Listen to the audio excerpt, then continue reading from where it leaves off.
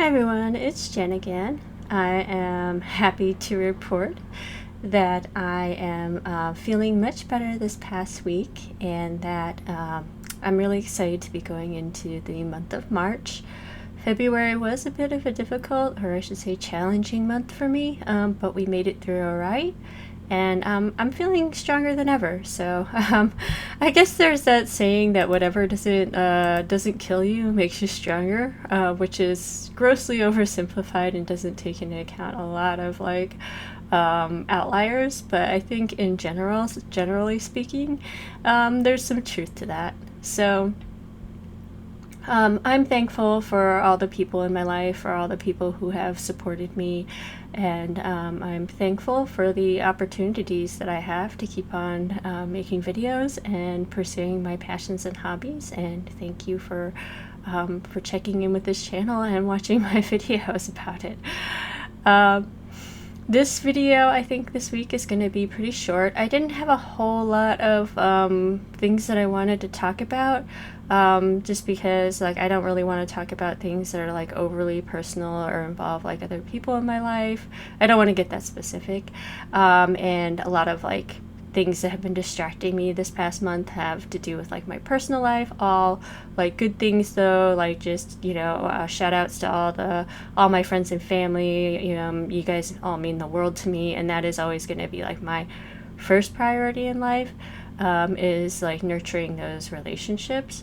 So on the development front, which is what this channel is mainly about, I don't have a whole lot to say, except that, yay, I did actually squeak out my my monthly deadline goal, which honestly, it probably didn't matter at all that I did that, but I think I just kind of woke up feeling a little frustrated last week, and I was like, you know what, I'm just gonna try to make this monthly goal, and maybe it'll happen, maybe it won't, but I just felt up to the challenge. I was finally feeling healthy, and rested enough that I was just I am going to try to tackle this. And so I squeaked out that update at 11:30 p.m. With barely any time to spare, but yay, I'm happy that at least it kind of got me back into my normal routines and things that kind of give me a little bit of a sense of security, as we just go through this very unpredictable life. So with that rambling out of the way, what I did want to make this video for was to, one, talk about Feedback Quest. So I found this jam on itch.io, and I'm going to link to the jam's page in the description below, but everything that kind of this jam says they're trying to accomplish, I'm just all on board for it. I love the idea of building community and helping each other out, so I will be joining this as a submitting Arcane Dice Wars, as well as creating content. So my next videos on my site will probably be on different reviews of submissions for this game jam. I don't think it's too late to join and make your own submissions, so if you're interested, there is still 7 days and 22 hours and 29 minutes, at least while I'm filming this video, to submit your project. So hope to see you there. On the other note, one thing that I did want to mention, for anybody who might be at the same kind of development or learning pains that I'm in for trying to kind of create object classes, one thing, because I'm not a programmer and a lot of this is just self-taught as I go along, that I ran into with my Arcane Dice Wars project, was making an object and thinking that I knew what I wanted that object to do, and then finding out somewhere in development that I wanted to modify it. So these objects, I think it happened a lot with my most recent implementation of pets. So these objects I create to as default to like, I guess, load, at least to my understanding, and I might be using the wrong terminology here, but like when the player starts up the game, you know, these objects will be loaded. And I have these functions to like modify them, but like at some point I decided I wanted to add a new mechanic, and I wanted to add a new one of these attributes. And so when you have a game that has these kind of objects, I guess, that are random, that can sort of pop up or appear in various different stages of the game, it's not like a real linear pathway to like using or obtaining or interacting with these objects. In the past, I had tried to find like a script that kind of had an initial interaction or had a mandatory interaction with these objects, and tried to add the modifying line of code in the game, but it's a bit clunky, and sometimes it's possible to misjudge like where or forget where the player might possibly interact with the object and not interact with that modifying code. So my friend Ekkoberry found this solution that I didn't know about, so I just wanted to share it with everyone here, that Renpy, and I don't know about other engines because again, I'm not a programmer, I'm just winging these things.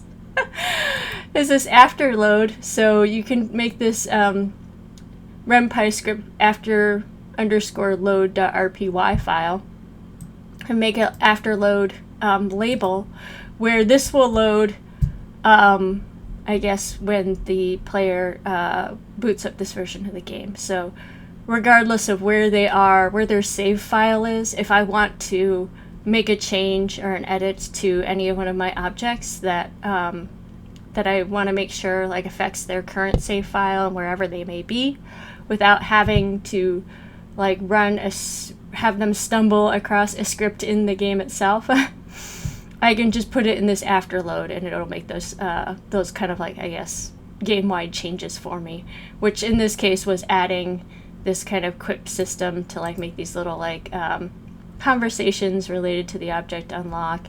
I have these mission objects that I modified like the order of the missions, and so this allowed me to change the descriptions of those missions.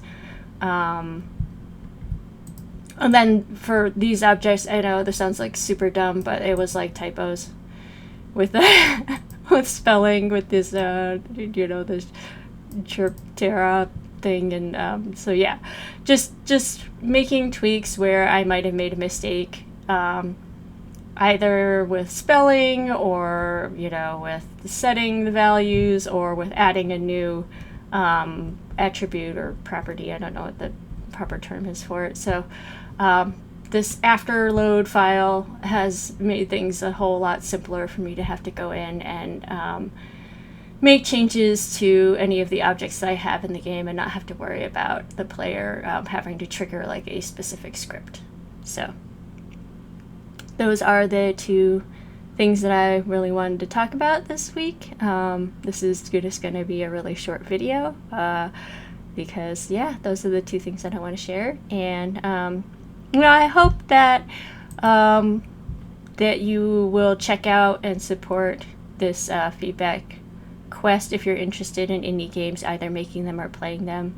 I think this is like a really cool way to just kind of like help build support and community amongst creators, because at least I feel like when I'm putting my games out there, it's not about like the number analytics, it's about making those connections with people. So I feel like really connected with Arcane Dice Wars because I have like a handful of people that have invested some time into both playing and providing like feedback, and that level of connection, it really helps me like feel like I'm not just like speaking out into some black hole void or something. And I really appreciate the time that people have made to communicate, to voice their their experiences in what I've created, and I want to kind of give back a little bit and do the same. Oh, that does remind me, so for anybody who's like maybe interested, I had made a kind of like going over my itch.io analytics video in the past. That was probably like last February. So just a little bit of an update. I still don't really get any meaningful traffic from like YouTube. I do have like a Twitter account, and I don't really get any meaningful traffic from there. So most of all the traffic that I get from, or I should say to my games, is just from itch.io itself. I haven't been featured or anything like that to my knowledge. So maybe this will give people an idea of what you can expect to get for just like a natural itch.io traffic. So the last time that I made an analytics video, like a little over a year ago, I was at like around like 40 something K views and around like 5,000 something downloads and 500, I think 50 something followers. So this is the type of growth that I've had in about a year. In that time, I have been working on 2 new game projects. So making new game projects does seem to bring in some new traffic because you do get listed on the new projects page, and that helps. But I hope that this would be an encouragement to just like keep working on your projects if that's what you love. And I feel like that love will shine through. I know it sounds like really like ooh, you know, like I don't know, overly optimistic, rosy feelings. Building up any type of a following, or I don't know, having people see your game when there are so many games out there. I'm not gonna like sugarcoat that that's like easy or like raise false expectations that it's going to like just happen overnight. I think the chances of like, I guess, winning that viral lottery would be something similar to like playing the lottery, unless you really go out there and go hard on like promoting yourself. And even that, I don't know how effective that is anymore, just because like there's so many people who are already doing that. But I think if you release things at a steady rate and you're just consistent, then you know you will find people who find you at kind of a slow and steady rate as well.